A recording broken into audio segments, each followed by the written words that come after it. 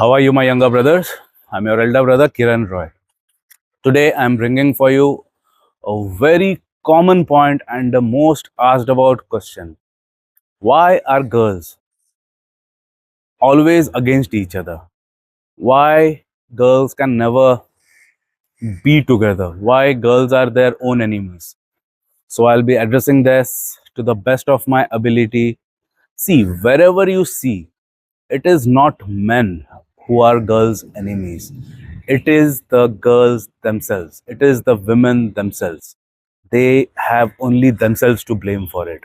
And today I'll be breaking it out completely in proper detail along with evidence to drive home my point why two women can never be friends. Though they are friends, though they will appear as the best friends in front of the world, but they will never ever be friends. And even you guys are aware of this. No two women can ever be best friends. They will appear to the whole world how much we love each other, but that's only for showing off purposes. From within, if you happen to be her boyfriend or best friend or something, she will always backbite about her to you. How many of you have seen that? All of you, right? So I'll explain you today why this is the case. If you gain anything from my video, do consider giving a super thanks, which will directly go to the orphan kids of Chembur Children's Home. You can also book a 1:1 with me by DMing me in Instagram. You can take the Be Charismatic course in my Hindi channel and Be Millionaire course in my This Very English channel. And if you wish to give any direct benefit to me, you can drop a 5-star rating in my Google page, which is Kiran Roy's Guitar Studio. So as I said, it's not men tearing down the women. It's the women themselves. So my first point is toxic comparison culture. Women are always comparing their looks. They are always comparing their status.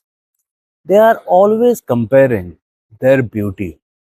They can never ever accept somebody else who is better than them. They will always compare. Even if they admit that she looks so beautiful, she's better than me, from within she might admit, or even verbally she might admit she's so beautiful. But from within, there would always be a fire of competing, raging within her. So this is the first point which I have seen in majority of the women, why they can never gel or why they can never get along with each other. Because you check out any local train, any metro rail, every day Delhi metro reels are getting viral. Every day that ladies are fighting against each other, not with men. Of course, they are a quarrelsome lot. They will fight with just about anybody. They will fight even with their own parents. Forget that. But one common reel which you'll always see of Mumbai local trains and Delhi metro, that women are pulling each other's hair. And these days now, one particular sort of videos are very much in vogue, that women are fighting amongst themselves in front of pubs. They have been thrown out of pubs and they carry on their fight outside the pub as well. So that is now another common occurrence, especially in cities like Indore, in the like, not in the main metropolitan cities, in the next like tier 1, tier 2 cities. Now even those cities are getting their pubs, their bars and everything. The pub culture is hitting even those cities. So there I have seen a big incidence of women fighting against each other, proper out and out brawl, hair pulling, cat calling, name shouting, everything, the works. So this is like a very common occurrence now. So what used to happen during the during the time of our ancestors, during the caveman era rather, that time there would always be one alpha male, the leader of the pack. The leader of the pack used to be the strongest. The leader of the pack would be entrusted the task of leading the expedition to find their hunt, to kill it, to get it back home, so that these women could take further action. So all of, by evolution, by default, it had been wired in their brains that we need to have the strongest male, and that has got nothing to do with their status or anything. That was completely ingrained in them for their offsprings, for the future of their offsprings, because only the strongest mate, if they copulate with the strongest mate, only then that can ensure a chance of longevity of their kids, their survival rate of their kids would increase. So this was the wiring inside their mind behind finding the most strongest or the alpha male of the pack. But the alpha male would be one, two, three, but women would be more. So they would compete amongst themselves because everybody cannot copulate with the alpha male, right? So there would always be a sense of competition amongst them as to who would get to mate with the alpha male.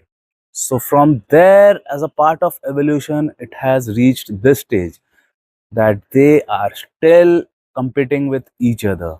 They are always competing with each other, not just for the male, but for that particular limited edition dress, for that concert ticket, which all the other girls are going. See, point to be noted, none of these girls are interested in that concert in itself.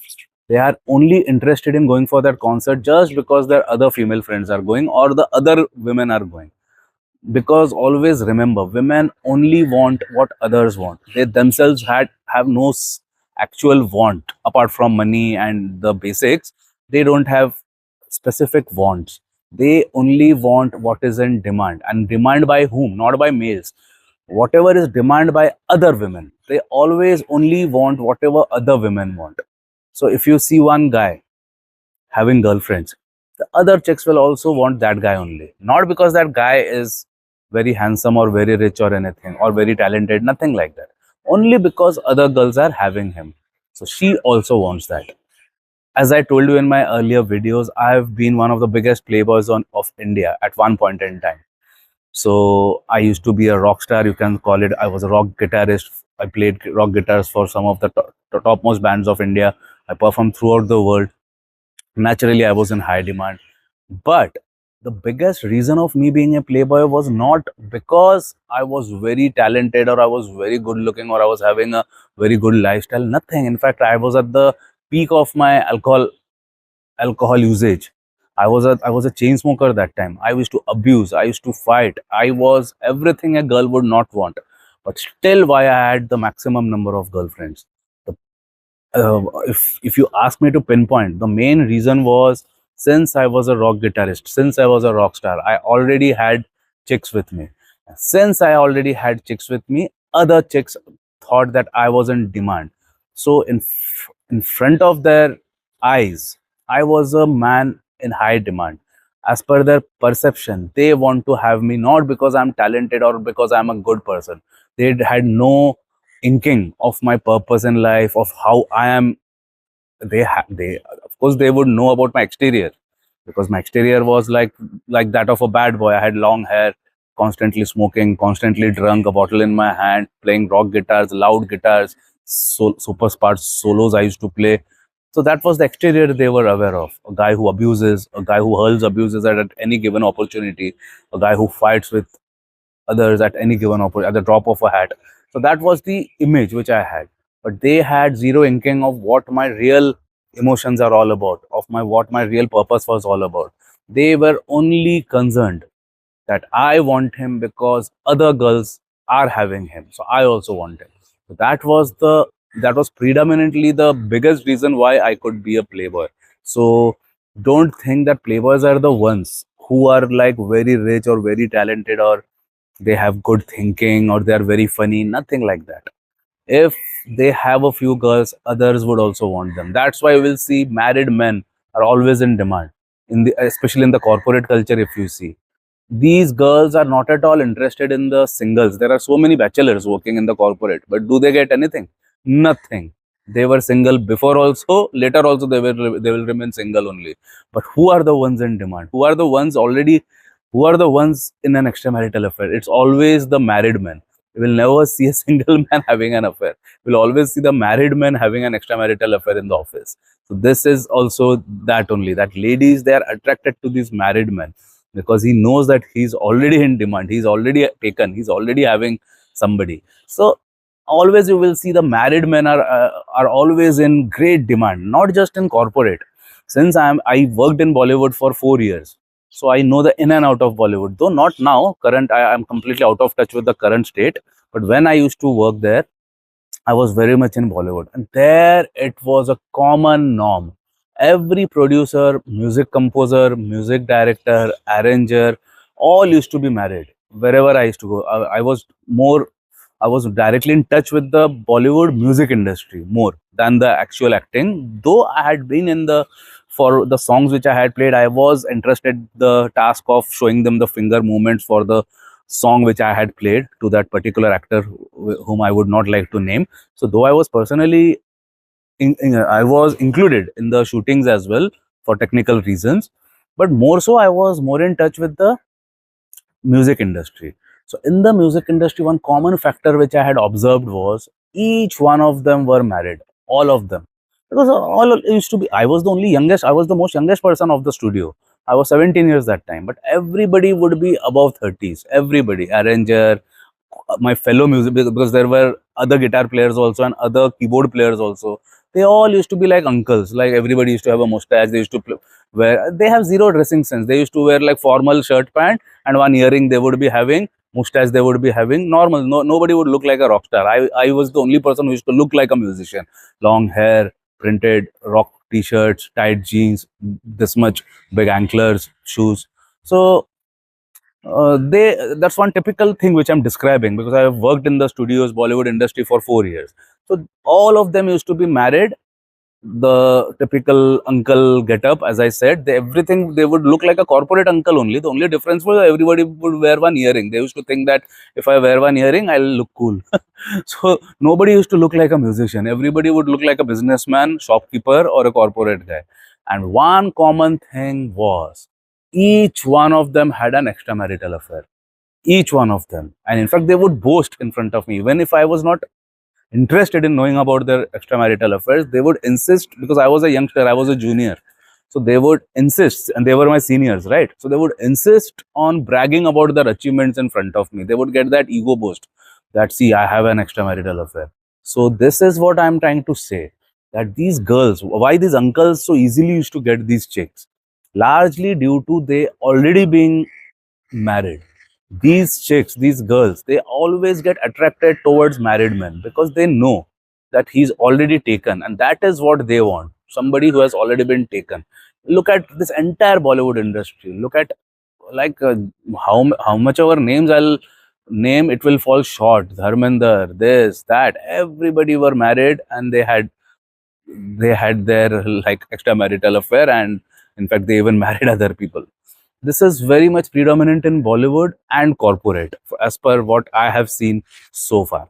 So my next point in the toxic comparison point is, in my toxic comparison segment is, they always compete, gossip, and envy. Compete.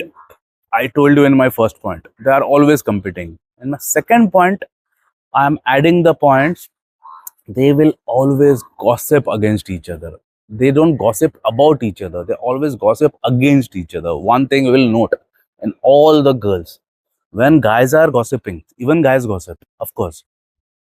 But largely you will see they are just indulging in a gossip. What that guy is doing, what our classmate is doing, what that colleague is doing now. He has left the company. Because I used to go to lots of bars earlier when I used to drink. It's been 4 years that I've quit drinking permanently. It's been 8 years I've quit smoking permanently. But when I used to drink, I used to go to bars. And as you know, I'm a keen observer of people. So I would always listen to their talks. So I would see guys also gossiping. They gossip all the time. What is he doing? What is he up to these days? What is he doing? In which company he's working now? They keep on gossiping. But very rarely have I seen them gossiping badly about somebody behind their back. One or two instances definitely I have heard. It's not they don't do that, but very less. At the same time, since I go to pubs where even males, even females, everybody comes, and especially it's the corporates who like come very much because in the corporate, I mean, it's a corporate culture, right? That work hard, party harder, all these sort of bullshit. So mostly it's corporate women, corporate guys and women who come after office hours. So there I see the ladies. On one hand, as I told you, I observed the men. They are always concerned about what they are doing, what he's doing, where is he, where are his children. Very rarely have I seen them talking badly about that other person. But in my next side of the table, there would always be women. When I used to observe their gossip, it would always, mind you, always be against another lady. She will, I mean, the ladies in question, whatever I have personally eavesdropped on, I would always hear them talking something bad or the other. It will only be bad. She's such a bitch. She's so bad. She did that. She did that. And not just their friends or colleagues. Even they don't spare even their own sisters and their mothers. I've personally heard women gossiping so badly about their mothers. That lady, she's a bitch. She has ruined my life. She's doing this. She's that. She's having an affair. She's having a boyfriend. My mom is having a this thing live-in partner. My mom is having a extramarital, I mean everything. He's having a boyfriend. They will keep on backbiting, and like only bad talks have heard. Whenever I've heard ladies gossiping, it is only bad about something else, about somebody else. It will always be a person, and that person would be a female, and that person would be someone else that they would be talking about on the drinks table. So one common difference which I have seen, because this is not one instance. I used to drink every day in one particular pub, which was my favorite pub. Ever since I was 16 years old, I had started earning. So from that time till until 4 years before, I used to go to that same pub every single night. Every night, my table, I would be a VIP guest there, and my sofa would be fixed there, and the bar stool, my favorite bar stool position was there, and one VIP sofa used to be there during crowded like the weekends. That time my sofa would be like preserved for me. Sofa would be for 4 people, but even if I'm one or one only 2 people, then also that entire area would be reserved for me. So I would always observe. So you can imagine so many years of observation, and I've seen just one pattern. Males are gossiping, all right, but not that bad, not that badly about that other guy. But these women are constantly gossiping only bad. So the main reason, prime reason, is envy, which was the point, which was the name of my second point. They are always envious of each other. And due to that envy, they can never ever talk good about their counterparts. They will always speak bad. So this is one of the biggest reason why they can never ever gel or get along with each other. Now, my jackpot revelation would be, see, everywhere you see, friendships are built on mutual love, right? Relationships, friendship, even if you're looking for somebody to get married with, you will look at mutual likes, mutual love, like things that you love mutually, things which you like doing mutually. But now for the main bomb blast point. For women, their friendships are forged on mutual hate and not mutual likings. I repeat, let that sink in. Everywhere, all around, even males and boys, their relationships are forged on mutual likes. Boy, if I like heavy metal, we are like most likely to become friends because our friendship will be based on our mutual liking for heavy metal music, for rock music, for football, for cricket, whatever. Guys bond on their mutual likes. Gymming, I myself have lots of gym brothers, so gymming is one big common like, mutual like. But women, they don't bond on mutual likes. They bond on mutual hatred. Suppose there is one girl whom she hates. If she meets another girl who hates her, they would become the best of friends. So their DNA, from whatever I have deciphered, from whatever I have observed, as per my research, I have seen that it is not the mutual likes. They may have friends due to their mutual likes. I'm not eliminating it completely. But those friendships are always okay friendships. But if you see the strongest friendship, even if they happen, because these ladies, though they are, as I said, they will be friendship, they will be best friends in front of the world. But these ladies will bitch about everybody else. But behind her back, she will be bitching about her as well with her somebody else. So this cycle will keep on going. Don't think that if they are bonding, that means they are like together. Nothing like that. But their bonding is more about mutual hatred than mutual love. So suppose if they hate something or somebody, if the other person also hates same girl, same person or something, they are most likely to bond. So this is one thing which I've perfectly seen in all of my cases. My bottom line is their friendships are made on mutual hate, not mutual respect. Now, my next point, very important point, is judgment over support. I'll give you one example. I've just come after running 12 kilometers in the rain. So, since it was raining, I was wearing this same vest. But when I was running, due to sweat and due to the rain, it was not raining very heavily, but it was drizzling. This became wet. So, I removed my vest and I continued running. So, when I was running, there were so many men who was passing me, like they were also running, they were crossing my path, but nobody was even concerned about me running bare chested. Nobody was passing any comment, nobody was looking at me, nobody was ogling at me, nothing. But if a woman wears a bold outfit or something, tongues would be wagging from the other women.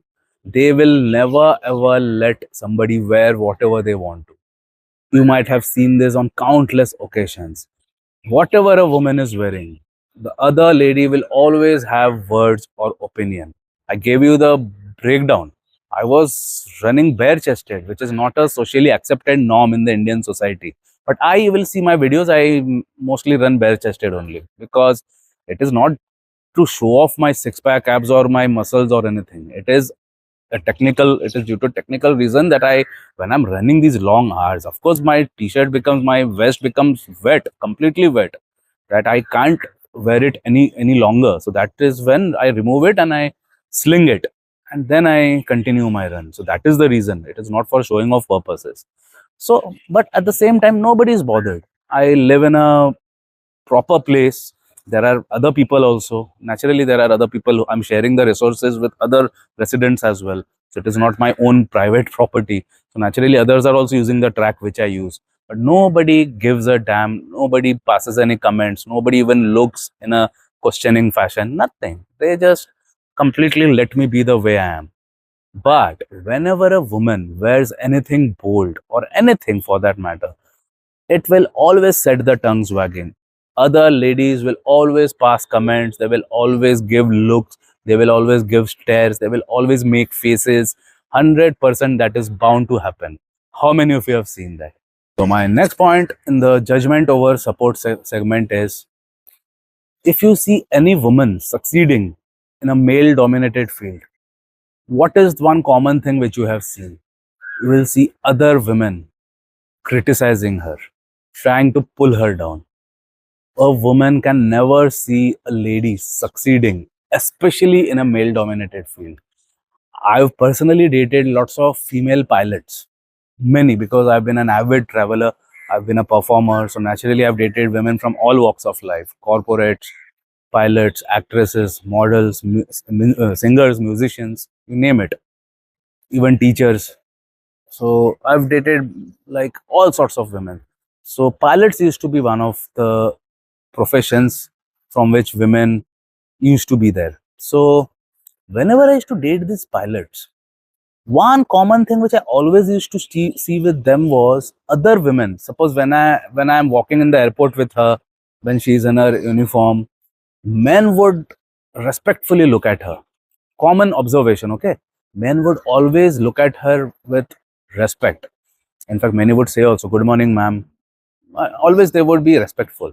But women would, they would always look in a scornful face. They would always look at her with a scorn, with jealousy, with, though personally they would not say anything, but on many occasions they would, I would see, I could not, what they are talking would not be audible, but whenever they would see that pilot, so they would see like this and they will whisper something in their friend's eyes. And I mean, it was evident that they are not talking something good regarding her.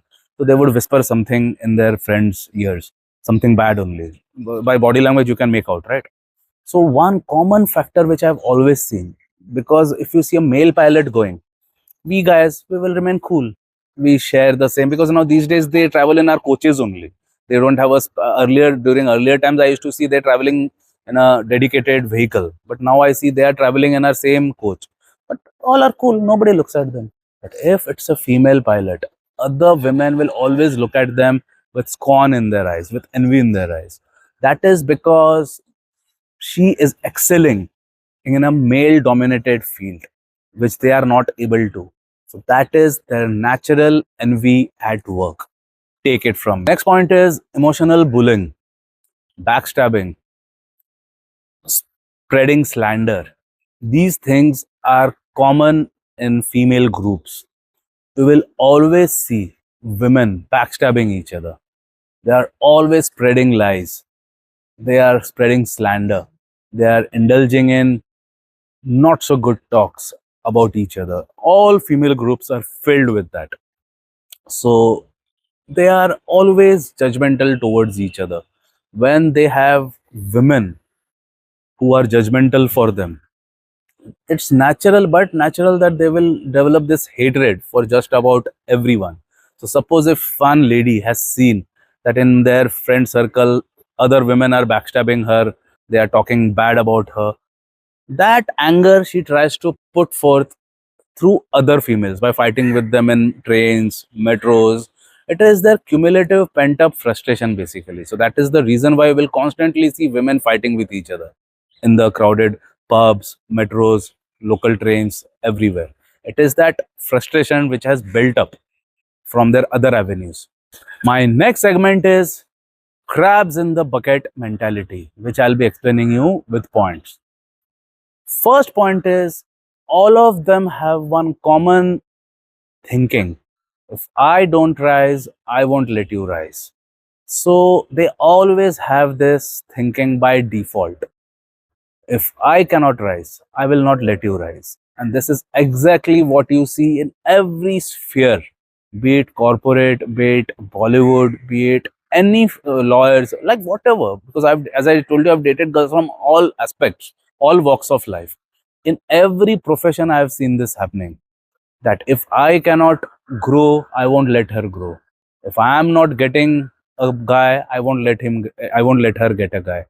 If I could not get this guy, suppose if somebody liked me, if she could not get me, and if other girl got me, she will play all the games in her book to ensure that I break up with her, so that I start having like they will try to create misunderstanding basically, so that I drop her. It's not because she loves me; she does not love me. She has nothing with me. It's just that she cannot stand or tolerate that other girl having me. She wants, even she should not have me. It's not that she wants me. She would not even care about me. She would not even know about me. But just because she's having me as a boyfriend, she's getting jealous. And she will play all the games, all the dirty games in the book to ensure that some or the other sort of misunderstanding is created so that I ditch her and then she will be happy. So, this is one important point of the crabs in the bucket mentality. My next point in the crabs in the bucket mentality segment is fake feminism. They will only support women. They will support women on certain cases, but only when it's convenient for them. Always see one thing common. Women support women, but only when only when it's convenient for them, and only when they have an ulterior motive. If they benefit something out of it, if they are supporting the feminists, that benefit will come to them also, right? Because she's also a female. So if she's supporting a feminist movement, she will gain something on the basis of being a female. So you can easily, I'm proving it to you that when it's convenient, that point I'm proving, they will always stand up for the feminist causes and all, because it is only when it is convenient for them, and only when they know that they will benefit in some or the other way out of it. They will never support other women unconditionally. They will only support if they stand a chance to gain something out of it. And feminism is one prime example. They will stand to gain if they support some other fellow feminist. So they will gain something or the other. She will score some brownie points, and in the long run, she might gain something out of it. That is their only point. But otherwise, apart from that, if some lady is excelling, if she is doing awesome, if she's climbing in the corporate segment, you will see the ladies, because I personally dated such ladies who have climbed their way up in the corporate ladder. They have zero female friends. They have female colleagues, as in subordinates. But friends, they are the loneliest. They have no friends. They have zero friends, because the other women, they just hate women who are climbing up the success ladder. They cannot stand such ladies at all. Always you will see. I can give you a 200% guarantee, because I've personally been with such women. I've spent months and even years with such ladies. Years, huh? Because I was in a relationship with one such lady who was like very high on the corporate ladder, and she was always alone. She always used to have women calling her, but all used to be subordinate to report to her about the work which has been done today. But as a friend, she had absolutely nobody. I was her only friend or boyfriend or whatever she had in the world. And she herself confided that to me, that I have zero friends and it's impossible for me to have any friend, because no lady can tolerate me, because I have surpassed them by miles, and they just cannot stand it. They cannot stand it. So this is one another important point. Now my next segment is a very relatable segment. Influence of social media. You will see them always attacking other girls through shady posts, through stories, through like subtle one liners. They will always attack their fellow women. They themselves will always wear all the filters in the world. They will apply all the filters, but they will mock other girls for using filters. How many of you have seen that? This is one common trait which I have seen everywhere.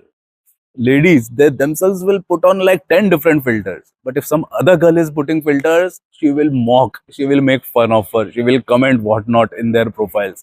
But they themselves will not see that they themselves are completely under the filters. So, like big time hypocrisy in short, nothing else. My next crucial point, very crucial point from a psychology point of view, is insecurity rooted in upbringing.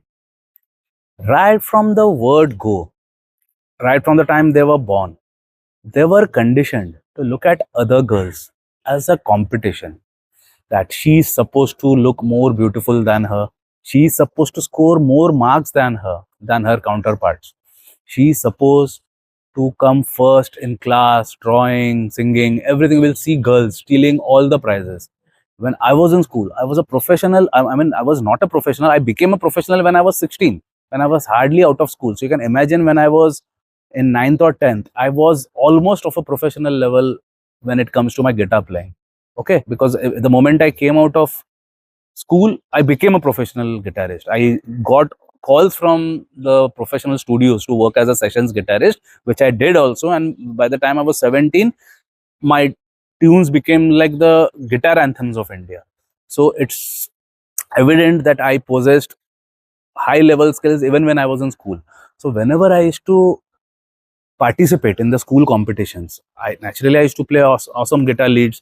I would play guitars only, naturally, me being a guitarist. But always these girls used to get the prizes. They would always steal the number one prize, second prize, third prize, all girls. I would never get a chance. Though people used to protest that, are you guys out of your mind? Look at him, he played like a pro, he played like a professional, and you guys are like, did not even give him a second or third place, directly out.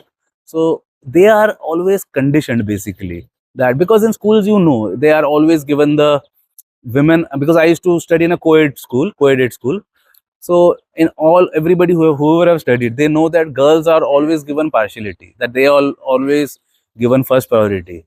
So even in them, in spite of they being given first priority, amongst them, there would always be a competition, that I have to come first, I have to come second. So you will always see in schools, colleges, they only used to steal the prizes. So because they were always because of that, that is what I mean by this point. Since childhood, they are always conditioned that not just marks, you have to come fast, you have to come first, even in singing, in elocution, in debate, everything you have to participate and you have to do. So in short, one thing is ingrained in their mind, that they are conditioned to view their fellow classmates as competition. So that thing stayed, that thing stays in their mind. And due to that, they always view other women as competition, not as friends. So basically, validation for them is if they are better than her, not if they are better than what they were yesterday. That pretty much sums up their mentality, if you ask me, from a psychology point of view. For me, my validation is if I'm better than yesterday. Today I ran, whether I ran slightly better than what I did yesterday. Today I'll go to the gym. Did I lift better than yesterday? I'll go and do my guitar practice. Did I play leads better than yesterday? My fight is always with myself. My validation is with myself.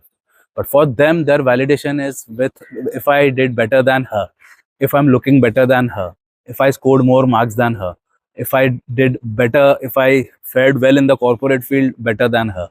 They're always, their fight revolves around with that other girl, not with themselves. That thing is completely ingrained in their mind, which I have deciphered. My next segment is friendship versus rivalry.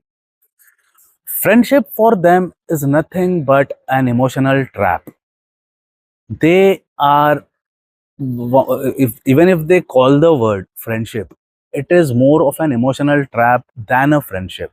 Because even if they claim to be the best of friends, even if they declare, because one thing is common, they will always put like cheek in cheek pictures, selfies on Instagram, declaring the world that how cool, how close they are to each other, how blood sisters they are, how they are even more closer than blood sisters and whatnot. But they are the ones, it is just an emotional trap basically. It's nothing but secret jealousy masked as support. How much of a close they will try to portray themselves, they will 120% have a secret jealousy going on. They will have a secret jealousy match going on 24 hours. In front of the world, both will have smiles. Behind that, my goodness, big time jealousy, big time. Now I'll call out their double standards, the double standards of women. Girls always call out the fakeness of men, how men are manipulative, how men are dominating, how men are not giving them the chances. Always they call out everything against the men. But they will never ever call out the female manipulation, the female bullying, the female gaslighting, the female toxicity. All of you must have seen on hundreds of cases they are calling out male as toxic. Masculine energy is toxic for them.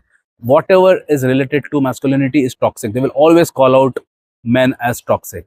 But have you ever seen them calling out gaslighting as toxic? Have you ever seen them calling out cheating as toxic? Have you ever seen them bullying? Women are the master bullies. Have you ever seen them calling out the female bullying as toxic? They will never do that, and I'm calling out on record their double standards. If a man does that, it is toxic. If a woman does that, they will be quiet. They will never ever call out their double standard. Men don't need to tear you down. Men don't need to pull you down. You guys are doing that to each other just fine. You can't preach women empowerment when you can't even clap for your friend winning. Stop blaming patriarchy when your biggest fear is another woman's success. So I've tried to explain you everything in great depth and detail. Hope this video helped. If you have any doubts or queries, feel free to comment. I'll see you with the next. Jai Hind.